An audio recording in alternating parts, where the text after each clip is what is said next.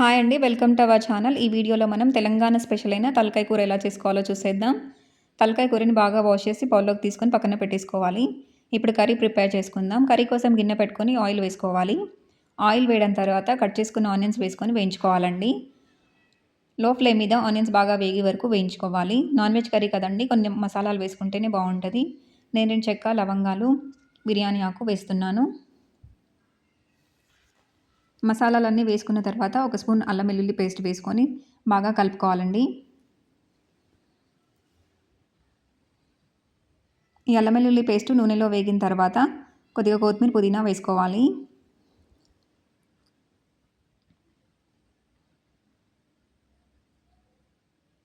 కొత్తిమీర, పుదీనా వేసుకొని బాగా కలిపేసుకుందాం. ఈ ఆనియన్స్ మొత్తం ఫ్రై అయిన తర్వాత మనం కడిగి పెట్టుకున్న తలకాయ కూర వేసుకోవాలి.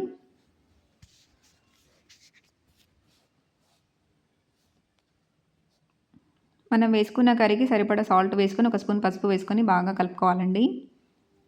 ఇలా సాల్ట్, ఉప్పు బాగా పట్టే వరకు కలుపుకొని ఒక 10 నిమిషాలు మూత పెట్టేసుకొని మగ్గించేసుకుందాం.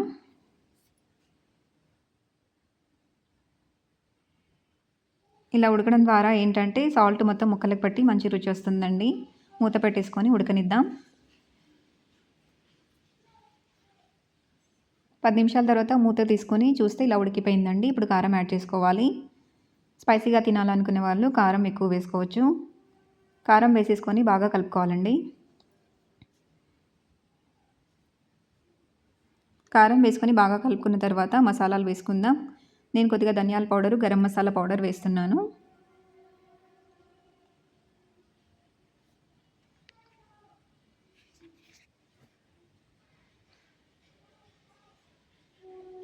ఇవన్నీ వేసేసుకొని బాగా కలుపుకొని ఉడికించుకోవాలండి. ఫ్రైలాగా తినాలనుకునేవారు ఫ్రై చేసుకోవచ్చు. సూప్ కావాలనుకునేవారు వాటర్ యాడ్ చేసుకొని ఉడికించుకోవచ్చు. నేనైతే సూప్ చేస్తున్నానండి, అందుకోసం వాటర్ పోసుకుంటున్నాను. ఇలా బాగా కలిపేసుకొని వాటర్ వేసుకుందాం. వాటర్ కొలత మనకి ముక్కలు మునిగే వరకు వేసుకోవాలండి సూప్ కోసం అయితే. లేదంటే ఫ్రై చేసుకునే వాళ్ళైతే కొద్దిగా వాటర్ వేసుకొని ఉడికించుకోవాలి.